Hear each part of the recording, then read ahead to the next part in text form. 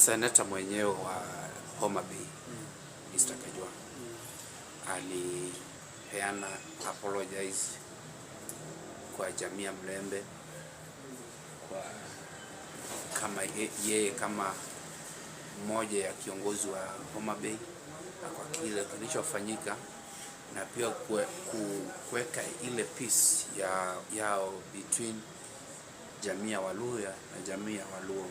Maybe ile msamaha ilikuwa inamaanisha nini kwa mtu hakuelewa? Kwanza kabisa kwa matanga ya mke wa seneta wa Kakamega Khalwale. Kwanza kabisa nataka kusema pole kwa jamii ya Magharibi kwa kupoteza mama ambaye ni mke wa mheshimiwa seneta wa Kakamega. Nasema pole kwa familia ya mheshimiwa seneta. Nasema pole kwa wana Kakamega. Nasema pole kwa wana Ikolomani. Nikienda kwa swali, nimeongea kuhusu kiongozi, mtu ambaye yuko na uongozi ndani yake. Yes. Kumbuka mheshimiwa seneta wa Homa Bay, Bwana Moses Kajwang, aliingia baada ya mheshimiwa mbunge wa Funyula, baada ya kuongea na kupigiwa kelele. Nakumbuka MC kwa hiyo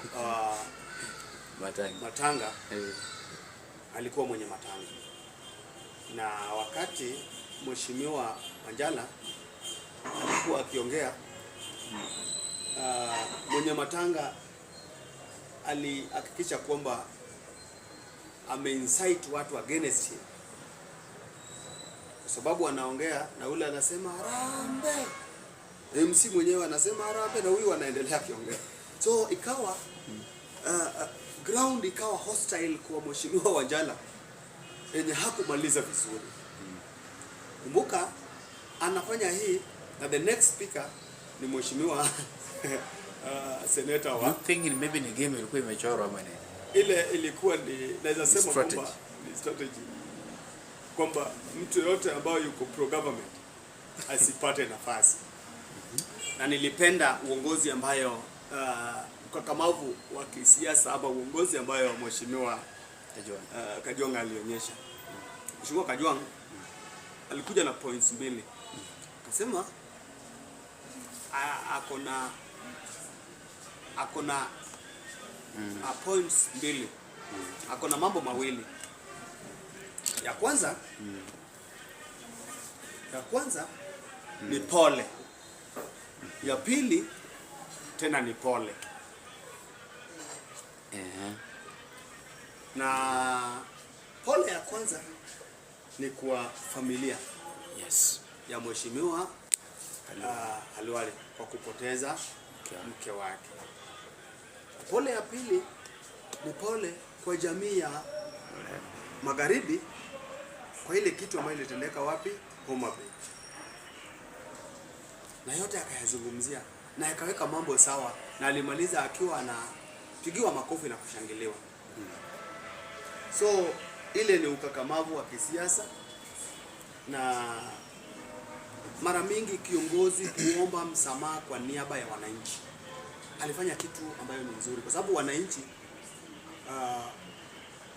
wawezi itana pamoja waanze kuomba msamaha, kwa sababu hata wakiomba msamaha hawezi itana wote. Kiongozi ndiye anawa gavana ama seneta akiongea ameongea kwa niaba ya county. So akiomba msamaha ameomba kwa niaba ya watu wake. So ninashukuru hiyo. Mimi kama mwana Kakamega nataka kusema asante kwa mheshimiwa seneta Bwana Kajwang, na pole zake tumekubali na tumeshtumu yale yaliyotokea, na tunataka kusema kwamba hakuna chochote ambayo kitatutenganisha ama ataleta tofauti kati ya jamii ya magharibi na jamii ya Wajaluo, sababu sote we are true cousins. Sababu mimi mama yangu ni Mjaluo, na wakati Mjaluo ananipiga, huyo ni mtoto wa mjomba ananipiga, na wakati ninampiga atasema mtoto wa shangazi amenipiga. So we are cousins, we've been there, tumetegemeana kwa kila jambo. Wakati Mjaluo amefiwa,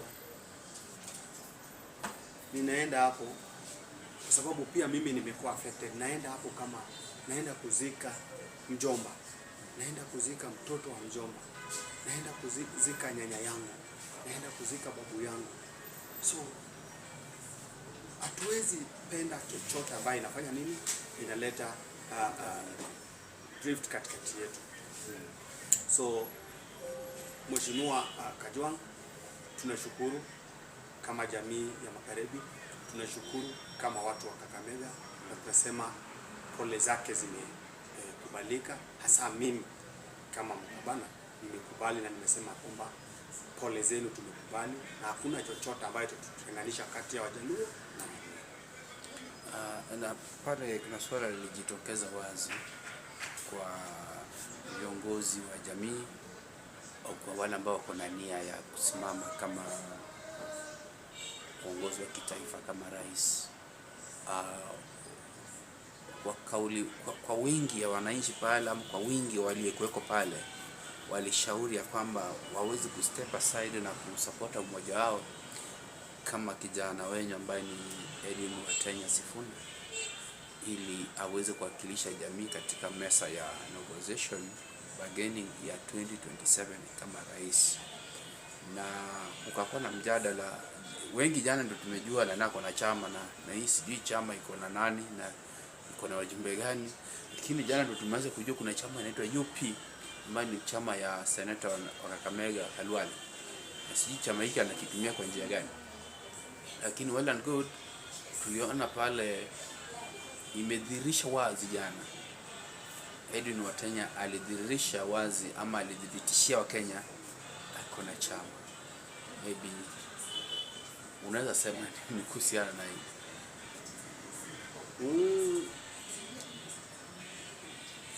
Sikutaka kuingilia vyama ama chama na mtu kwa sababu labda hata mimi labda nisharejesha chama na watu wamerejesha chama kama makampuni. Kuna makampuni ziko na hata mtu wako na kampuni na hata bibi yake hajui kama hiyo. Amerejesta kitambo, tena alirejesta kitambo sana, ali 2002. Na hata bibi ajuange kwamba bwana ako na chama, ako na kampuni. So kukuwepo kwa vyama ama mtu kukuwa na chama, hiyo sio hoja. Kitu kubwa ni kwamba umejipanga namna gani kwa hiyo chama yako, na utawin hati za watu namna gani kwa hiyo chama yako. Wakati bado, lakini pia naweza sema wakati umefika. Kwa Mheshimiwa Watenya Sifuna namtakia kila la heri. Akipata nimepata, sina shida. Apate chama, akose chama, atumie gari gani, Mheshimiwa Sifuna akipata, mimi kama Mluya nitajivunia kwamba nimepata. Hata asiponisaidia, jamii ya Mlembe ikisaidika, ikiwa kwa State House, ni furaha yangu.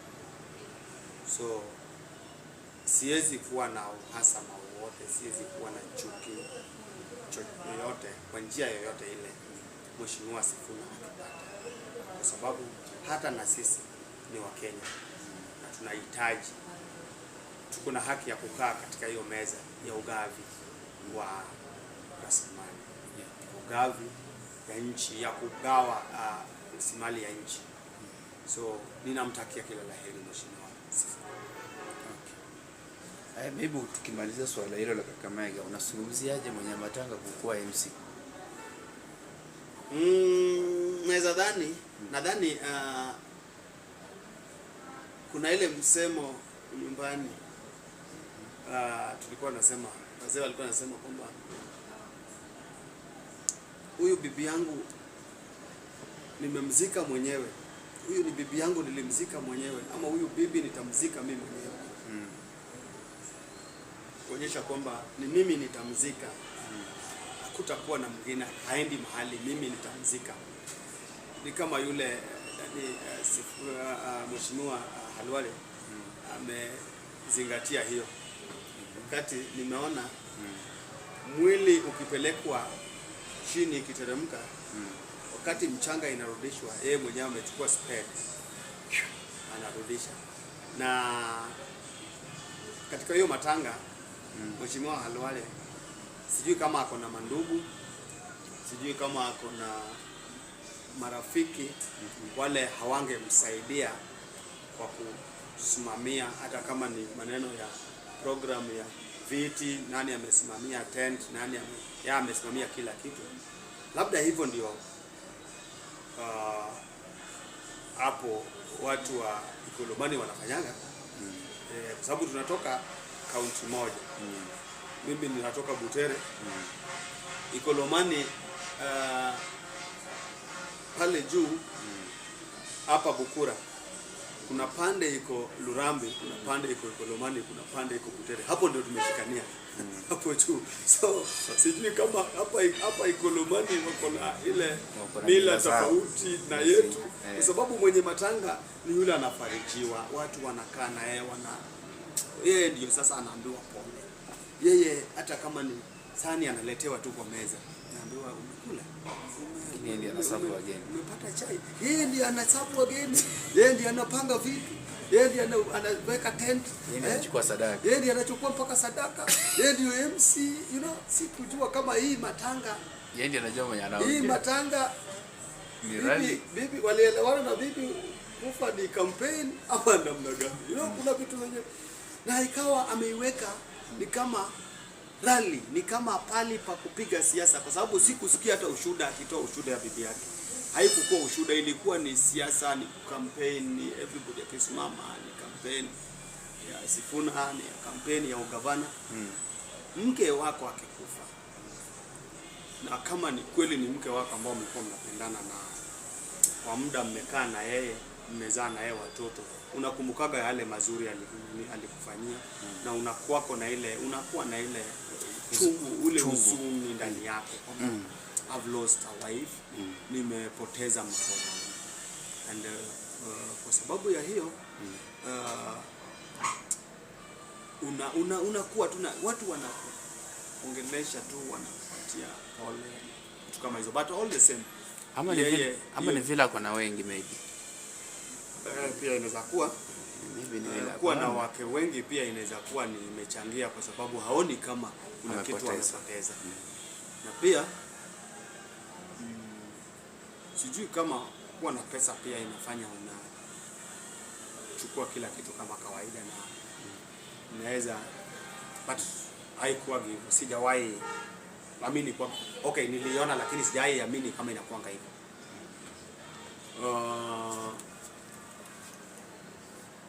Labda hiyo ni njia yake ya kufanya, lakini namwambia pole kwa kupoteza mama, na ajue kwamba wakati huu wa majonzi, sisi kama watu wa Butere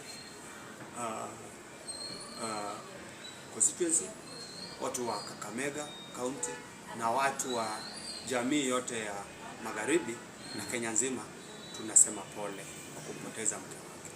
Na kuna jambo lilijitokeza pale jana pia, itakuwa vizuri kama tunaweza lichangia ama kulizungumzia. Malala ni kama amekundua Kakamega hataweza kupata nafasi ya uongozi wowote kama atatumia jina Sifuna, ila hali yeye chama chenye ako akiendane kina flag bearer wake ambaye ni Rigathi Gachagua, ambaye ni chama cha DCP. lakini tunamwona pale Malala ni kama anajipendekeza sana kwa Sifuna ili apite na wave ya Sifuna, na tuliona Sifuna akimwonya, ndugu yangu, tafadhali zingatia ya kwako chama, wachana mambo ya Linda Mwananchi. Maybe inaonyesha picha gani? Ni nani anajipendekeza, ni nani atake mwingine, ni nani anajipendekeza kwa mwingine? Nataka kuongea kwa hao watu wote wawili kwa sababu ninawajua vizuri. Mheshimiwa Malala ninampenda na ninajua Malala ni mtu anajua kujitafutia na yeye hupiga hesabu zake. And Malala, we are friends. Malala akianza kukua MCA, Malala alianza siasa yake in 2013 kawa MCA kwa term 2 moja, that is only 5 years. Then wakati tunaenda kwa election ya 2017 na kwa sababu Halwale alikuwa anataka sasa ugavana, akawacha useneta peke yake, na ikawa nafasi ya useneta imebaki. Hapo aliangalia ile line anaweza ingia nayo, na from MCA imagine hakuendea hata MP, senator. Na ukweli alikuwa akiwa senator ameng'ang'ana, akapiga hesabu zake, akawa secretary general wa party ya ANC, akapiga mahesabu zake, akaruka pande ile ingine. Yeye ni mtu anajua kujitafutia, na hivyo ndio kijana yule aggressive unaonaga.